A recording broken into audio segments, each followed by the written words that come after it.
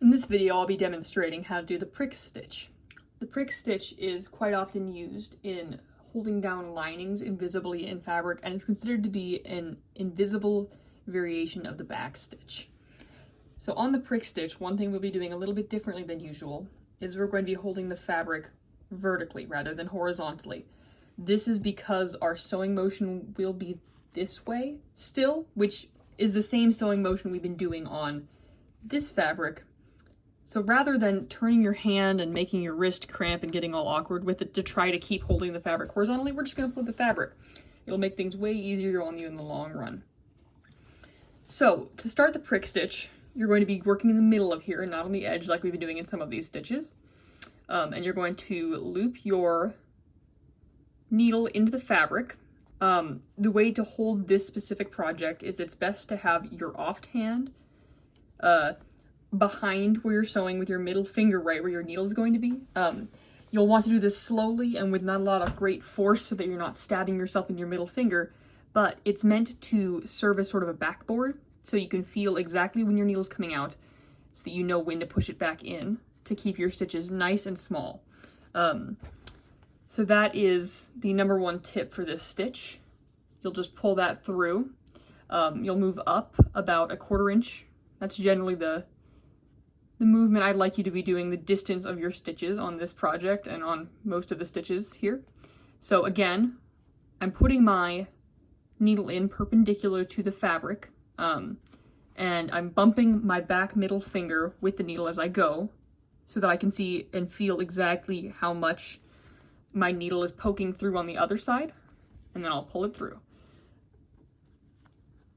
Oop, and it got a little stuck here, but I'll just help it.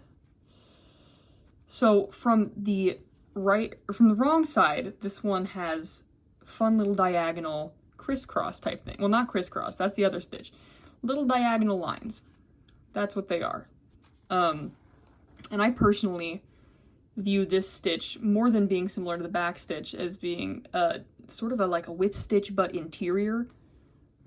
You're doing a very similar shape and motion, and the goal is about the same, where you're trying to have just a little bit of thread poking through the other side.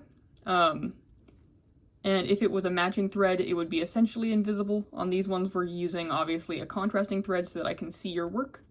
But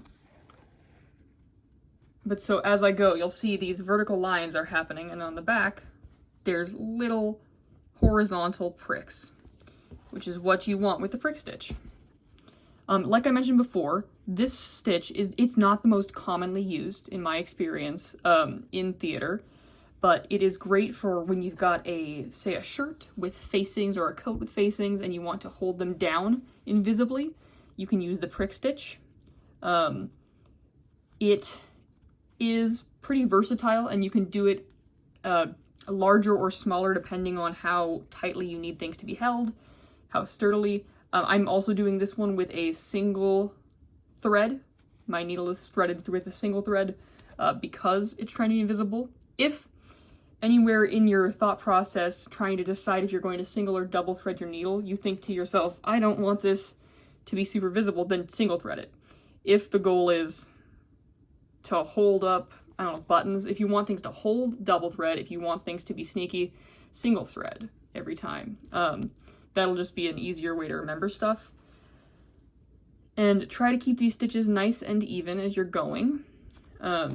Spacing things similarly, you just move up, prick perpendicularly from right to left, or if you're holding it the opposite way, left to right.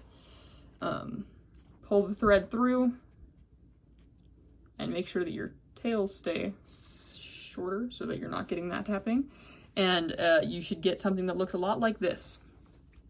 Once you reach the end of your sampler piece, which we're almost there, you're just going to do exactly what you've been doing. Take a prick. You can see right here how much my needle is poking through. Pull through, make a loop. This one I would just go through the top fold layers. I would not go all the way through the outside like you've been doing. And you're tying it off. And then you'll clip it.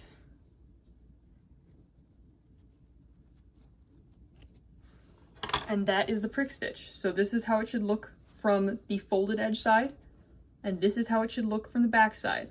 Notice how nearly invisible these would be if you had all black fabric or if this was white thread. It would be very difficult to see. Thanks for watching.